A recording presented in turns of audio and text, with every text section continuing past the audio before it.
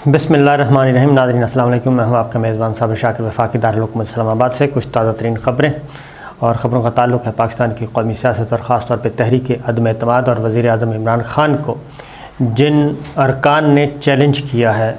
उनका मुकाबला कैसे किया जाए। वज़ीर आज़म इमरान ख़ान, एक तो बात यह है कि वो हथियार डालने के लिए तो बिल्कुल तैयार नहीं है, ना ही वो कोई और इक़दाम करना चाहते हैं, बल्कि पहली जो ऑप्शन है वो यही है कि आइनी और क़ानूनी तरीके से कैसे निपटा जाए इस तहरीक अदम एतमाद से। और अब जबकि उनकी अपनी पार्टी के लोग जो कि तहरीक इंसाफ के टिकट पर बल्ले के निशान पर मुंतखब होकर आए और जो पार्टी डिसिप्लिन के पाबंद हैं वो उनको चैलेंज कर रहे हैं, और वो अब खुलेआम उनमें से 10-12 अरकान आ गए हैं मंजर आम पे, और वो ये कह रहे हैं कि जनाब हम अपनी ज़मीर के मुताबिक वोट देंगे, और वो पार्टी के साथ भी राब्ते में नहीं हैं और पार्टी के साथ रब्ता करना भी नहीं चाहते। इसी तरीके से जहांगीर तरीन ग्रुप है वो भी पाकिस्तान तहरीक इंसाफ का हिस्सा है और उनके भी अच्छी खासी तादाद है। वो भी अरकान कौमी असम्बली भी हैं और सूबाई असम्बली भी हैं, पंजाब में भी हैं और मरकज़ में भी हैं। वो भी चैलेंज कर रहे हैं वज़ीर आज़म इमरान ख़ान को, और कोई भी नज़र नहीं आ रही सूरत। और जहांगीर तरीन ने भी, यानी कि जहांगीर ख़ान तरीन साहब और उनके ग्रुप के लोगों ने भी पाकिस्तान तहरीक इंसाफ की लीडरशिप से राब्ते मुनक़ते कर दिए हैं। गवर्नर सिंध इमरान इस्माइल फ़ोन करते हैं राब्ता करने के लिए जहांगीर तरीन साहब से, जवाब मिलता है कि वो दस्तयाब नहीं हैं, ना ही वो पाकिस्तान आ रहे हैं। इसी तरीके से अलीम ख़ान, वो भी एक मुलाकात हुई और उसके बाद कोई मुलाकात नहीं हुई। ये सारे मसाइल हैं। आइन इसमें बड़ा क्लियर है, और जब ये लोटाक्रेसी शुरू हुई थी तब आइन में मज़ीद तब्दीलियाँ की गई थीं और पार्टी हेड को, पार्टी के सरबराह को लामहदूद इख्तियारात दे दिए गए थे कि अगर कोई रुकन फ्लोर क्रॉसिंग करेगा तो उसके बारे में पार्टी हेड स्पीकर को लिखेगा और स्पीकर इलेक्शन कमीशन को कह देगा और उसमें उनको डीसीट कर दिया जाएगा। ये है आइन और कानून। लेकिन बहुत सारे अब इस पे गौर हो रहा है कि इनको रोका कैसे जाए आइनी और कानूनी तरीके से।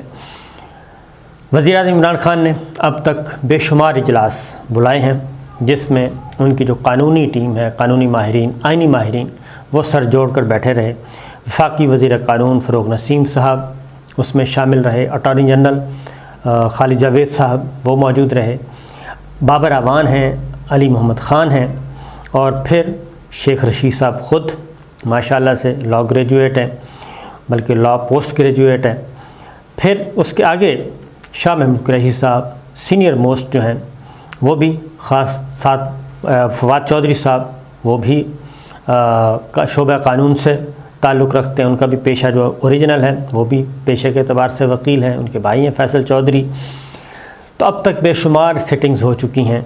और कानूनी और आइनी तरीके से इनको रोकना कैसे है। अब सबसे पहले तो ये है कि आइन का आर्टिकल 63(1) और B, 63(1) का आगे सब टाइटल है A-B, दोनों में फ्लोर क्रॉसिंग मुकम्मल तौर पे बैन है। लेकिन मसला ये है कि उस पे अमल दरामद जो है वो कहते हैं कि जब जुर्म हो जाए तब इख्तियारात शुरू होते हैं, प्रोसेस शुरू होता है, उससे पहले हम कोई काम नहीं कर सकते, रोक नहीं सकते। और ये इबाम मौजूद है आइन में कि आप किसी भी रुकने कौमी असम्बली को वोट डालने से आइन मना नहीं करता। अब सवाल ये है कि इलेक्शन कमीशन ऑफ पाकिस्तान की बात आई तो इलेक्शन कमीशन ऑफ पाकिस्तान ने वजाहत जारी कर दी कि जनाब हमारा काम शुरू होगा तहरीक अदम एतमाद पे जब ये काम हो चुका होगा, और जब कोई फ्लोर क्रॉस करेगा, तो जब कोई लोटाक्रेसी करेगा तो स्पीकर कौमी असम्बली या उस वक्त जो भी प्रेजाइडिंग ऑफिसर हैं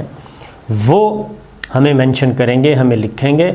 और 3 दिन के अंदर अंदर तो फिर आगे जाके इलेक्शन कमीशन अपनी कार्रवाई शुरू करेगा। अब उसमें भी बड़ा लंबा प्रोसेस है। ज़ाहिर है इलेक्शन किसी मेंबर को डीसीट करना, इलेक्शन कमीशन पहले हियरिंग करेगा, उसके बाद वो फ़ैसला चैलेंज हो जाएगा हाई कोर्ट में, सुप्रीम कोर्ट में, और इसी दौरान असम्बली की मुद्दत पूरी हो जाती है और वो जो जुर्म हुआ होता है वो भी उसके साथ ही, जैसे ही असम्बली की मुद्दत पूरी हुई, वो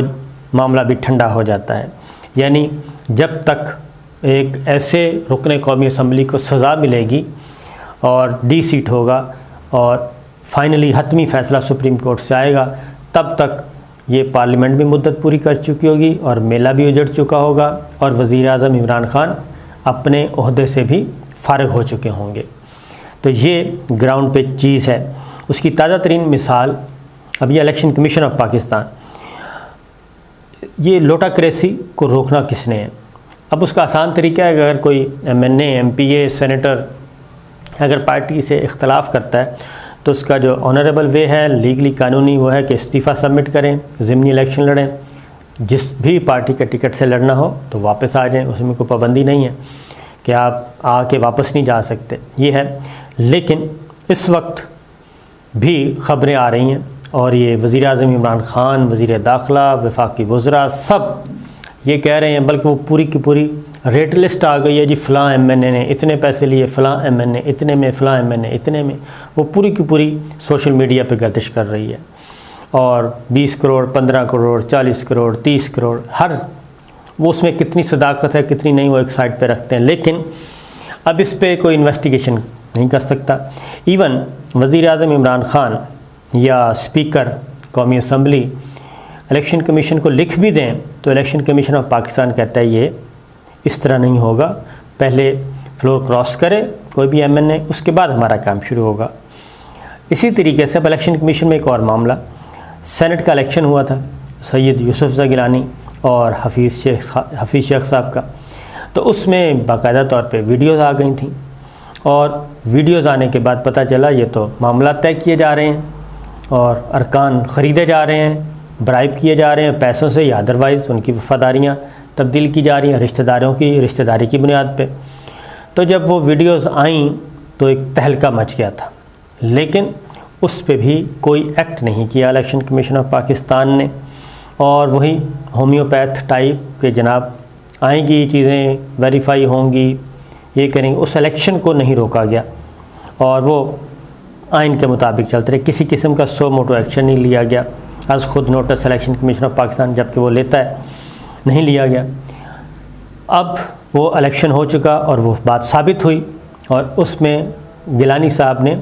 अपने पोर्शन से जिनकी उनकी नुमाइंदगी थी कौमी असम्बली में उससे ज़्यादा वोट लिए और मुंतखब हो गए सेनेटर, हफ़ीज़ शेख साहब हार गए।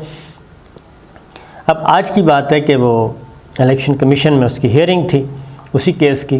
तो गिलानी साहब और मूसा गिलानी और उनके जो वकील हैं उन्होंने कहा ये वीडियोज़ हमारी हैं ही नहीं, ये सारी फेक हैं, जोड़ के बनाई गई हैं। तो ये बात भी ख़त्म हो गई। अब भी गवर्नमेंट के पास, प्राइम मिनिस्टर इमरान खान के पास सारे सबूत मौजूद हैं कि कौन किस से रब्ता कर रहा है, ऑडियोज़ भी मौजूद हैं, वीडियोज़ भी मौजूद हैं। और उसके बाद मज़ीद ये कि अब सिंध हाउस में सारे के सारे लोग बैठे हैं, ये भी आ चुके हैं, वो भी मौजूद हैं। तो फिर आखिर ये इस सारे मामले की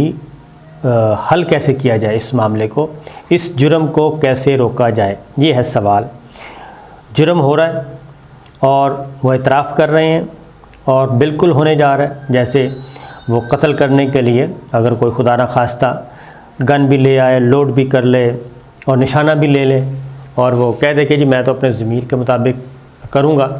और पुलिस एक्टिव, पुलिस हरकत में ना आए और पुलिस भी ये कहे कि जी पहले जुर्म हो जाए, तो ये मामला फंसा हुआ है। अब यहाँ तक के अब एक और बात बताता हूँ, इसमें कसूर जो है, ये बात ध्यान में रखिएगा कि कसूर इसमें बहुत सारा वज़ीर आज़म इमरान खान साहब का भी है और उसकी वजह ये है कि उन्होंने 2018 के इलेक्शन से पहले ये जो इलेक्टेबल्स के चक्करों में पड़ गए थे, इलेक्टेबल्स कि जनाब बस आने चाहिए, बंदे आने चाहिए, कहीं से भी आएँ, उनको लाएं और उनको फिर वो यानी कि पाकिस्तान तहरीक इंसाफ के जो झंडे के मफलर हैं वो कम पड़ गए थे और रोक दिया गया था कि बस अब काफ़ी है, क्योंकि हल्के हैं 272 और लोग आ रहे हैं सैकड़ों के हिसाब से और सारे टिकट मांगेंगे। टिकट है नहीं, 272 हल्के, बाकी तो मखसूस नशिस्तें होती हैं ख़वातीन की, अक़लियत की, वो तो जो जनरल इलेक्शन होता है वो तो थोड़ा होता है। तो लिहाजा जनाब ये मामला हुआ, और अब जो तरीक़ाकार निकाला जा रहा है वो बड़ा अच्छा तरीका है। वज़ीर आज़म इमरान ख़ान ने अपने आइनी माहिरीन, कानूनी माहिरीन से कहा है कि इसको हर सूरत में किया जाए, और ये जो मुनहरिफ अरकान हैं ये वोट इनका नहीं होना चाहिए, क्योंकि ये पाकिस्तान तहरीक इंसाफ की पार्टी डिसिप्लिन के पाबंद हैं। खतूत भी लिख दिए गए और स्पीकर को भी ख़त चला गया, तमाम अरकान को भी ख़त चला गया। पीपल्स पार्टी ने भी अपने अरकान को ख़त लिखा है कि अगर वो उस दिन ना आए वोट डालने के लिए, तहरीक अदम एतमाद वाले दिन, जो नहीं आएगा उसको पार्टी से उसको सीट से फ़ारिग कर दिया जाएगा। यानी ये आसिफ अली जरदारी साहब पार्टी हेड जो हैं वो लिख रहे हैं, और अरकान को कह रहे हैं कि जो नहीं आएगा वो अपनी नशिस्त से हाथ धो बैठेगा और उसका रेफरेंस भेज दिया जाएगा। इमरान ख़ान साहब अपनी पार्टी को हिदायत दे रहे हैं कि उस दिन नहीं आना, पार्टी ने फ़ैसला किया एब्सेंट रहना है, और वो इसलिए कह रहे हैं कि 172 नंबर पूरे करना अपोजिशन का काम है तहरीक अदम एतमाद के हक़ में, इसलिए वो एब्सेंट रह रहे हैं। लेकिन लोग जो हैं वो, अब उसमें तादाद कितनी बताई जा रही है, 12 तो सामने आ चुके हैं, लेकिन वो कहते हैं ये 30 भी हो सकते हैं, ये 25 भी हो सकते हैं, ये 40 से भी तजावुज़ कर सकते हैं। तो ये है आज जो ताज़ा तरीन बैठक हुई उसमें शाह महमूद कुरैशी साहब थे, वज़ीर दाखिला शेख रशीद, परवेज़ खटक साहब, वज़ीर इत्तलात फवाद चौधरी साहब और दीगर सीनियर वज़रा, सब के सब आइनी माहिरीन, अटॉर्नी जनरल और इसके अलावा बैरिस्टर अली ज़फ़र, यानी कि जितने भी आला कानूनी दिमाग हैं वो सब के सब हैं। अब 2-3 तरीक़ों से जी इनको रोका जाएगा। उनमें नंबर 1 तरीका ये है कि स्पीकर इजलास बुलाए या ना बुलाए, ये है पहला मरहला, कि स्पीकर अगर चाहे तो इजलास नहीं भी बुला सकता, और वो कह सकता है जैसे चेयरमैन सेनेट ने कहा था जब डिप्टी चेयरमैन के ख़िलाफ़ तहरीक अदम एतमाद आई थी, तो उन्होंने कह दिया था कि इजलास रिक्वेस्ट नहीं किया जा सकता तहरीक अदम एतमाद के लिए, उसके लिए मामूल के मुताबिक सदर मुमलिकत इजलास तलब करें, ये हो सकता है। अब इस पे कन्फ्यूजन है कि अपोजिशन जब रिक्वेस्ट करे तो बुलाना चाहिए, इसलिए ये ऑप्शन अभी 50-50 है कि किसको इजलास बुलाना है या नहीं बुलाना, और स्पीकर कह दे कि नहीं जनाब छुट्टी करें, मैं नहीं बुलाता, और सदर ममलिकत तक मामला चला जाए। प्रेसिडेंट ऑफ पाकिस्तान है, उनकी मर्ज़ी है, इजलास बुलाएं ना बुलाएं और कब बुलाएं। अब दूसरा ऑप्शन ये है कि इनको वोट देने से रोका जाए, उसके लिए फ़ोर्स का इस्तेमाल ज़रूरी है, कि उनको रोकने के लिए ज़रूरी है कि ताकत का इस्तेमाल किया जाए, कोई फ़ोर्स आए, वो कौमी असम्बली की फ़ोर्स हो सकती है, वो वफाकी पुलिस हो सकती है, कि इनको पार्लियामेंट हाउस के अंदर ना आने दिया जाए। अब ये कानून है कि पार्लियामेंट हाउस के अंदर आने से कोई नहीं रोक सकते, और उस दिन अपोजिशन भी होगी, और ये कशीदगी आपको मालूम है कि बहुत ही पहले बढ़ती जा रही है, वो बढ़ चुकी है। इस ऑप्शन को भी रखा हुआ है, लेकिन जो फाइनली ऑप्शन इस्तेमाल किया जा सकता है और जो किया जाएगा, जो स्पीकर और को मशवरा दिया जा रहा है बड़ी क्लियरिटी के साथ, वो ये है कि स्पीकर ऐसे तमाम अरकान की रुकनीत मुअत्तल कर दें, और ख़ास तौर पे ये जो 12 लोग मंजर आम पे आ चुके हैं, स्पीकर कौमी असम्बली, उनकी रुकनीत मुअत्तल कर दे कि पार्टी ने आपको ख़त, पार्टी हेड का ख़त लिखा था, वज़ीर आज़म इमरान ख़ान स्पीकर को लिखें बतौर पार्टी हेड कि ये 12 लोग हैं, मंजर आम पे आ चुके हैं और ये ज़मीर के मुताबिक वोट देना चाहते हैं, सिंध हाउस में हैं, पार्टी डिसिप्लिन की खिलाफ वर्जी कर रहे हैं, पार्टी के साथ राब्ते में नहीं आ रहे, लिहाजा इनकी आप रुकनीत मुअत्तल कर दें, क्योंकि पार्टी ने कहा है कि इजलास में नहीं आना, वोटिंग में हिस्सा नहीं लेना, ये वोटिंग के लिए तैयार हैं, लिहाजा इनको तो फारिग करें। अब वो 12 अरकान को मुअत्तल किया जा सकता है। अब अगला एक और मसला है, वो मसला ये है कि ये 12 नहीं है। अगर इन 12 को मुअत्तल किया जाता है तो मज़ीद मंजर आम पे, क्योंकि नंबर टोटल काफ़ी ज़्यादा बताया जा रहा है, तो फिर इन 12 को मुअत्तल किया जाएगा तो एंड टाइम पे आके अगर कोई और 12 का एक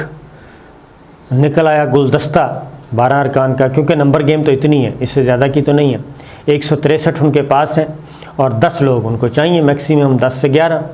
तो 12 और निकल आए तो उनका क्या बनेगा। तो इस पे बात की जा रही है। और अगर कौमी असम्बली के स्पीकर, कोई भी स्पीकर, बल्कि कौमी असम्बली का स्पीकर, इस वक्त बात हो रही है, अगर वो अरकान की मुअत्तली का नोटिफिकेशन कर देते हैं कि ये अरकान की रुकनीत मुअत्तल और ये वजह है, तो वो ना सिर्फ पार्लियामेंट हाउस में नहीं आ सकते, बल्कि वो वोट तो नहीं दे सकेंगे, पार्लियामेंट हाउस में भी नहीं आ सकेंगे, और एक नई आइनी और कानूनी जंग शुरू हो जाएगी। फिर उस सूरत में उन 12 अरकान को अदालतों से रुजू करना पड़ेगा। तो दिलचस्प चीज़ है जी, और ये ऐसा इसी तरफ जा रहा है। इसलिए वज़ीर-ए-आज़म इमरान खान बड़े कॉन्फिडेंट हैं कि मैं आखिरी बॉल तक लड़ूंगा। तो ये है सूरत हाल। इजाज़त दीजिए, अल्लाह हाफ़िज़।